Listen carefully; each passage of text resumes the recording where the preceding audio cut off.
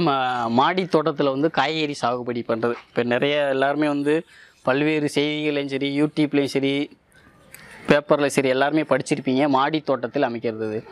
இது மாடி தோட்டம் அமைக்கிற படிக்கிறவர்கள் 99% பேருக்கு வந்து எப்படி அமைக்கிறது அப்படிங்கிறது தெரியலை. இது என்ன மாதிரி பண்ணுறாங்க அப்படிங்கிற சில பேர் இதை நல்லா பண்ணிகிட்ருக்காங்க. ஸோ இது வந்து ஒரு மாதிரி மாடித்தோட்டம். மாடித்தோட்டம்னா என்ன? மாடித்தோட்டத்தோட முக்கியத்துவம் என்ன? மாடித்தோட்டம் அப்படின்னா நம்ம குடும்பத்துக்கு தேவையான காய்கறிகளை வந்து நஞ்சு இல்லாமல் உற்பத்தி பண்ணி நம்ம சாப்பிட்ணும். ஸோ அதுதான் வந்து முக்கிய நோக்கம்.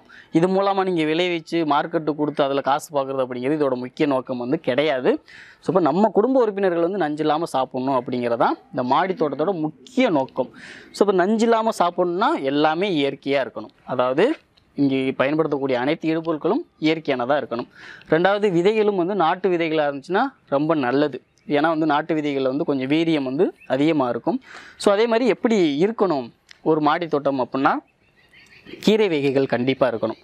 முளைக்கீரை, தண்டங்கீரை, பாலாக்கீரை, உங்களுக்கு என்ன தேவையோ இந்த கீரை வகைகள் வந்து கண்டிப்பாக இருக்கணும். ஸோ அதுக்கப்புறம் வந்து கிழங்கு வகை காய்கறிகள். கிழங்கு வகைன்னா என்ன? கேரட்டு, பீட்ரூட்டு, முள்ளங்கி, இந்த மாதிரி கீழே வைக்கக்கூடிய காய்கறிகள் ஒரு பகுதியாக வந்து இருக்கணும். ஸோ அதுக்கப்புறம் வந்து கனி வகை காய்கறிகள். கனினா இப்போ நம்மளுக்கு வந்து தக்காளி, வெண்டைக்காய், மிளகாய், கத்திரிக்காய், இந்த மாதிரி கனி வகைகள் வந்து காய்கறியாக இருக்கக்கூடியதை வந்து நம்ம பயன்படுத்திக்கணும். ஸோ அதுக்கப்புறம் வந்து பார்த்திங்கன்னா ஏதாவது ஒரு பயிர் வகை, முக்கியமாக வந்து இப்போ தட்டாம்பயிறு, காய்கறி தட்டாம்பயிறு சொல்லுவோம்ல, அது பீன்ஸ். ஸோ இது எல்லாமே சேர்ந்து இருந்தால் தான் ஒரு அருமையான மாடித்தோட்டம். நம்ம வெறும் காய் மட்டுமே போடாமல், அதாவது வெறும் கத்திரிக்காய், தக்காளி இதாகவே போடாமல், இல்லை ஒரே வந்து கிழங்கு வகையாக போடாமல், இல்லை ஒரே கீரை வகையாக போடாமல் எல்லாமே கலந்து இருந்துச்சு அப்படின்னா அது ஒரு அருமையான மாடித்தோட்டம். ஸோ நம்ம இங்கே வந்து பார்த்திங்கன்னா பல்வேறு விதமான இது இருக்குது.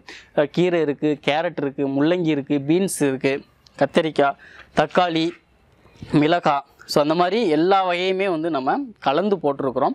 ஸோ இதில் தேவைன்னா உங்களுக்கு ஒரு மூலிகை செடி வந்து வச்சுக்கலாம். நம்ம இது சொல்லுவோம், இந்த சளி பிடிக்கிறதுக்கு வந்து சாப்பிட்ற இந்த மூலிகை செடி, இதை எடுத்து நம்ம இப்படி சாப்பிட்டோம் அப்படின்னா நல்லா கழுவிட்டு, இது இயற்கை அறிஞ்சதான் நல்லா சாப்பிட்டோம்னா ஓமவல்லின்னு சொல்லுவோம். நம்மளுக்கு வந்து இந்த சளி தொல்லைகள்லேருந்து நம்மளுக்கு இந்த ஓமவல்லி அப்படிங்கிறத நம்ம சாப்பிட்டுக்கலாம். என்ன உங்களுக்கு ஒரு துளசி வைக்கிறதுனால வச்சுக்கலாம். என்ன மூலிகை வந்து நம்மளுக்கு தேவையோ அது ஒரு 2 செடி வந்து நீங்கள் வச்சுக்கலாம். விவசாயிகள் மட்டும் இல்லாமல் நகர்ப்புறத்தில் இருக்கக்கூடியவங்களும் இந்த மாடித்தோட்டத்தை அமைச்சு நல்லா இயற்கையான காய்கறிகளாக நீங்கள் வந்து சாப்பிட்லாம். ஸோ உங்களுக்கு இது வரைக்கும் நம்ம நிறைய விஷயங்கள் வந்து சொல்லியிருந்தோம்.